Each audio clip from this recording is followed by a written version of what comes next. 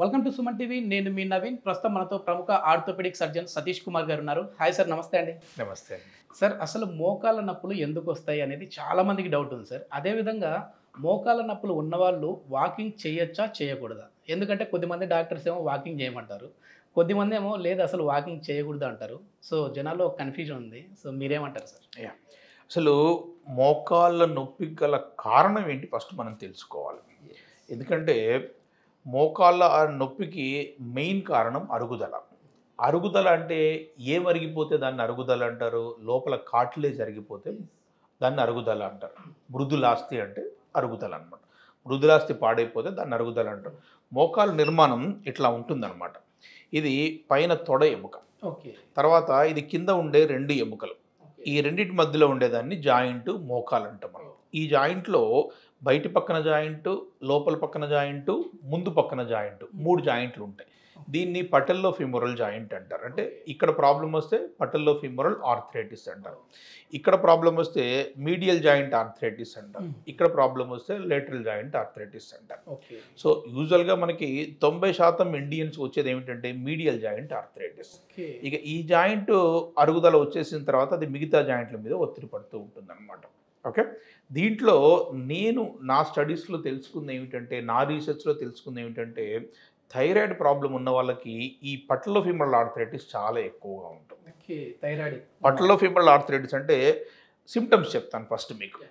అలా కూర్చొని మోకాలు మడుచుకొని ఒక హాఫ్ అన్ అవర్ కూర్చున్న తర్వాత లేచి 4 అడుగులు వేయలేకపోతే అది మోకాలు చిప్ప అరుగుదలయ్యే ఛాన్స్ చాలా ఎక్కువగా ఉంది. లేదా యూజువల్లీ ఎస్పెషల్లీ ఆడవాళ్ళు కిచెన్లో 1 అవర్ 2 అవర్స్ వంటలో మైమర్చిపోయి పనిచేస్తూ ఉంటారు వాళ్ళు. అది ఎంత పెద్ద ప్రాబ్లం ఉన్నా ఏమున్నా కానీ అసలు బాహ్య ప్రపంచానికి పూర్తిగా కట్ అయిపోతుంది వాళ్ళు. ఓకే, అవతల నుంచి ఎవరైనా పిలిచినా వినపడదు, ఏదైనా చెప్పినా అర్థం కూడా కాదు. ఆ మమైకంలో ఏం చేస్తారంటే వాళ్ళు కంటిన్యూస్గా ఒకే ప్లేస్లో నిలబడి వంట చేసేస్తూ ఉంటారు. తర్వాత పొరపాటున కిచెన్ కానీ చిన్నదనుకోండి, అడుగులు వేసే వ్యవధి కూడా ఉండదు దాంట్లో. ఇక తర్వాత వంటంతా అయిపోయిన తర్వాత అడుగు తీసి అడిగేయాలంటే చాలా ఇబ్బంది అయిపోతుంది. ఇది రెండో సిమ్టమ్. తర్వాత మెట్లు ఎక్కడం కన్నా దిగడం చాలా ఇబ్బంది అయిపోతుంది. ఇది మూడో సిమ్టమ్. ఈ 3 ప్రధానంగా పటెల్లో ఫిమోరల్ జాయింట్ ఆర్థరైటిస్లో ఉంటాయి. ఇవి థైరాయిడ్ ఉన్న వాళ్ళలో నేను చూస్తున్నాను ప్రధానంగా. మిగతా చాలా కారణాలు ఉన్నాయి. అసలు జబ్బులన్నీ ఒకదానికొకటి ఇంటర్లింక్డ్. ఓకేనా, అట్లా లింక్ తీస్తే బీపీకి అరుగుదలకి లింక్ ఉంటుంది, షుగర్కి అరుగుదలకి లింక్ ఉంటుంది, విటమిన్ డికి అరుగుదలకి లింక్ ఉంటుంది. బట్ ఇమ్మీడియట్గా గుర్తొచ్చేది ఏమిటంటే థైరాయిడ్ ప్రాబ్లం. సో ఈ పటెల్లో ఫిమోరల్ జాయింట్ థైరాయిడ్ ప్రాబ్లం ఉన్న వాళ్ళలో చాలా ఎక్కువగా అరిగిపోతూ ఉంటుంది అనమాట. సో మనం అరుగుదల గురించి మాట్లాడుకుంటున్నాం. మనం యూజువల్గా ఈ మృదులాస్థి, ఈ లేయర్ ఉంది కదా, వైట్ లేయర్ ఉంది కదా, స్మూత్ లేయర్ ఉంది కదా, ఇది అరిగిపోతే దాన్ని ఆర్థరైటిస్ అంటాం మనం. ఇది ఎందుకు అరిగిపోతుంది? దాని ఒరిజినల్ నేచర్ పాడైపోతే అరిగిపోతుంది. ఒరిజినల్ నేచర్ పాడవడానికి ఎక్కువగా ఉపయోగపడడం ఒక కారణం కావచ్చు, అంటే ఎక్కువగా వాడేయడం. ఓకే, లేదా అది వాడడానికి కెపాసిటీ ఇంత ఉంటుంది, ఒక ఎక్స్ అనే కెపాసిటీ ఉంటుంది, అంతకన్నా ఎక్కువ లోడు దాని మీద పడడం. సింపుల్గా ఇప్పుడు ఒక 5గురు పట్టే కారు ఉందనుకోండి, రోజు 10 మంది దాంట్లో ట్రావెల్ చేస్తున్నారు అనుకోండి, 10 రోజులకే టైర్లు అరిగిపోతాయి. ఒక 5గురు పట్టే కారు ఉందనుకోండి, సింగిల్ మ్యానే డ్రైవ్ చేస్తున్నాడు అనుకోండి, ఆ కంపెనీ మాన్యువల్ ఒక 50,000 కిలోమీటర్లు 30,000 కిలోమీటర్లకు టైర్ మార్చాలంటే అది ఇంకెక్కువ రోజులు వస్తుంది. మన్నిక అంటాం దాన్ని మనం. సో ఈ కార్టిలేజ్ అనే దాని మీద ఎక్కువ ఒత్తిడి పడితే, సో ఇవి గ్రాస్గా మనం గుర్తుపెట్టుకోవాలి. కార్టిలేజ్కి రావాల్సిన న్యూట్రిషన్ ప్రాపర్గా లేకపోతే అరుగుదల ఎక్కువైపోతుంది. కార్టిలేజ్కి ప్రాపర్గా న్యూట్రిషన్ ఇచ్చినా దాని మీద లోడ్ ఎక్కువ పడితే అరుగుదల పెరిగిపోతుంది. ఓకేనా, అది. సో ఈ రెండింటినీ చూస్తే మనము బేరింగ్ కెపాసిటీ అంటాం, తట్టుకునే కెపాసిటీ అంటాం.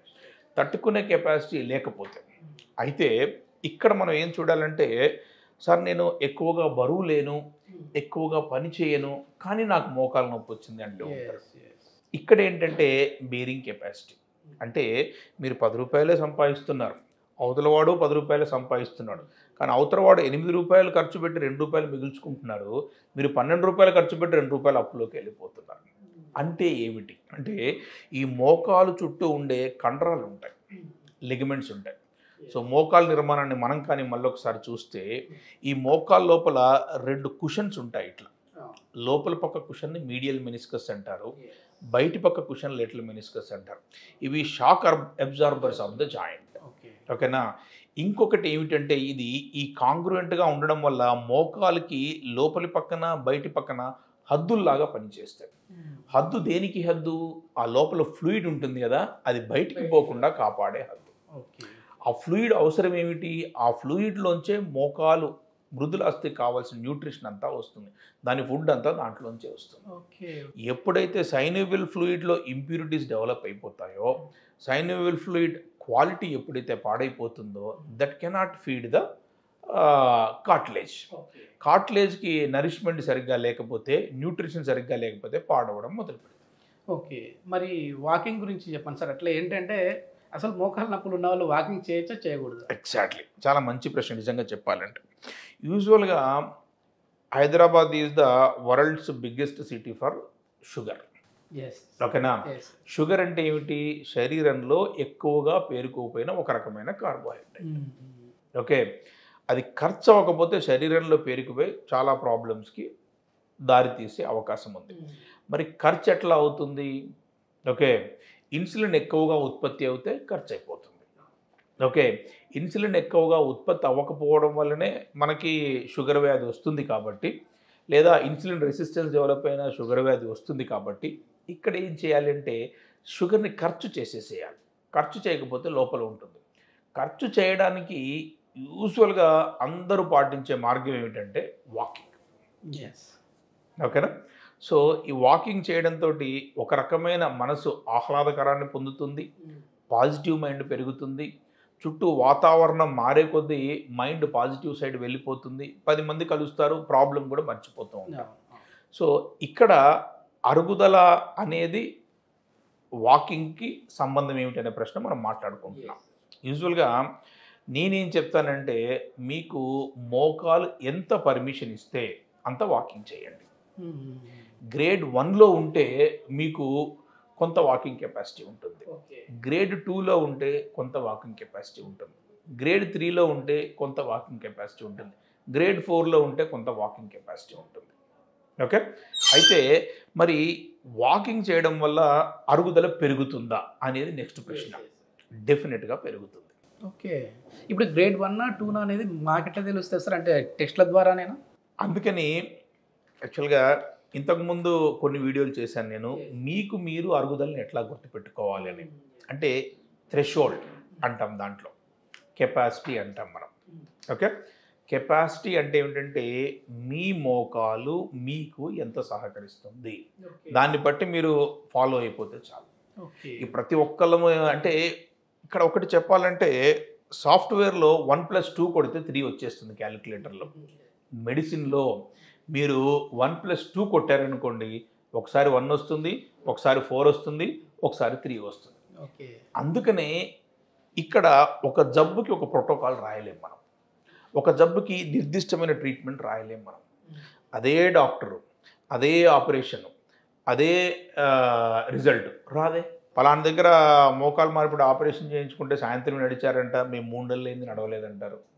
పలానా దగ్గర హార్ట్కి స్టెంట్ వేస్తే 2వ రోజు నుంచి బ్రహ్మాండంగా అయిపోయిందంటే ఇక్కడ టేబుల్ మీదనే చచ్చిపోయాడంటారు. ఓకేనా. ఇక్కడ ఏంటంటే బాడీ అనేది రియాక్ట్ అయ్యే విధానం మారిపోతూ ఉంటుంది బాడీకి ఉన్న కెపాసిటీని బట్టి. అందుకని ఇక్కడ ఒక జనరలైజ్డ్ ట్రీట్మెంట్ చెప్పడం చాలా కష్టం. అందుకని థ్రెషోల్డ్ని మనం చూసుకోవాలి. థ్రెషోల్డ్ అంటే ఏమిటి? గ్రేడ్ 4 ఆస్టియో ఆర్థరైటిస్ ఉండి 2-3 కిలోమీటర్లు నడవగలిగే వాళ్ళు ఉన్నారు, గ్రేడ్ 1 ఆర్థరైటిస్ ఉండి 1/2 కిలోమీటర్ నడవలేని వాళ్ళు కూడా ఉన్నారు. అందుకని నేనేం చెప్తానంటే, కొండ గుర్తులాగా ఏం పెట్టుకోవాలంటే మీ బేరింగ్ కెపాసిటీ ఎంత. ఇటువంటి వాళ్ళు బేరింగ్ కెపాసిటీని చూసుకొని మీరు హెల్దీగా నడుస్తూ ఉంటే ఏమవుతుందంటే, ఫస్ట్ చుట్టుపక్కల కండరాలు బలపడతాయి. చుట్టుపక్కల కండరాలు కానీ బలపడితే ఏమవుతుందంటే, మోకాల మీద పడే లోడ్ని కొంత కండరాలు తీసేసుకుంటాయి, దానివల్ల నొప్పి తగ్గుతుంది. ఓకేనా. తర్వాత ఈ నడక వల్ల ఏమవుతుందంటే ఎముకలు గట్టి పడతాయి. ఎందుకంటే ఎముక బలహీనపడితే దాన్ని ఆస్టియోపోరోసిస్ అంట. ఆస్టియోపోరోసిస్ వల్ల నొప్పి వస్తుంది. ఎముక జాయింట్ అరిగిపోతే దాన్ని ఆస్టియో ఆర్థరైటిస్ అంటాం. దానివల్ల నొప్పి వస్తుంది.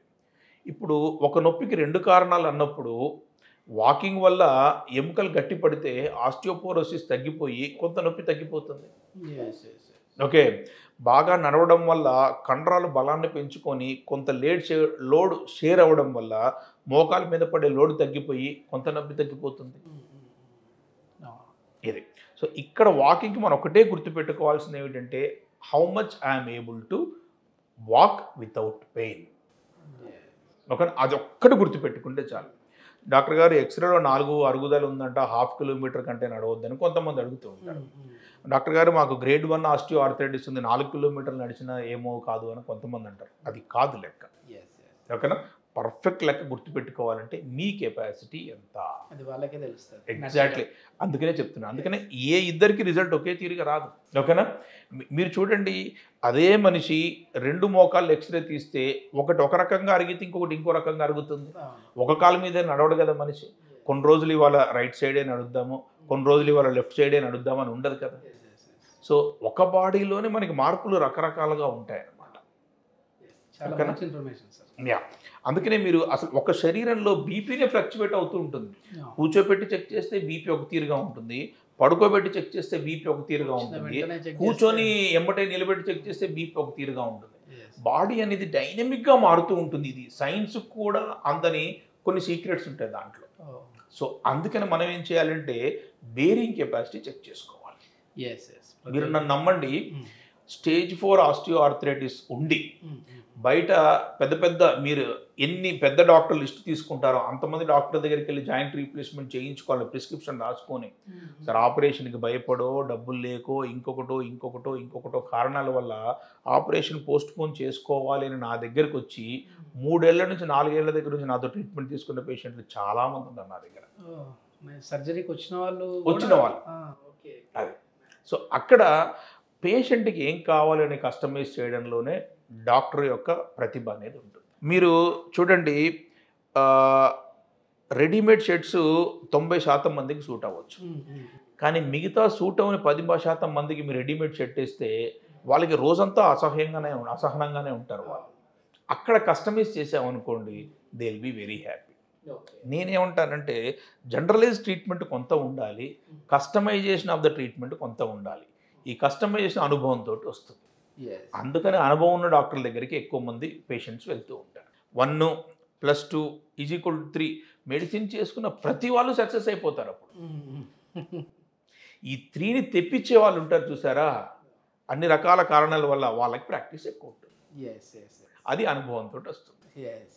మొత్తానికి మోకాళ్ళ నొప్పులు ఎందుకు వస్తాయి, ఎట్లా అరగకుండా ఉండాలి, వాకింగ్ చేయొచ్చలేదా అనేది అందరికీ అర్థమయ్యే విధంగా చెప్పారు. Thank you sir. Thank you.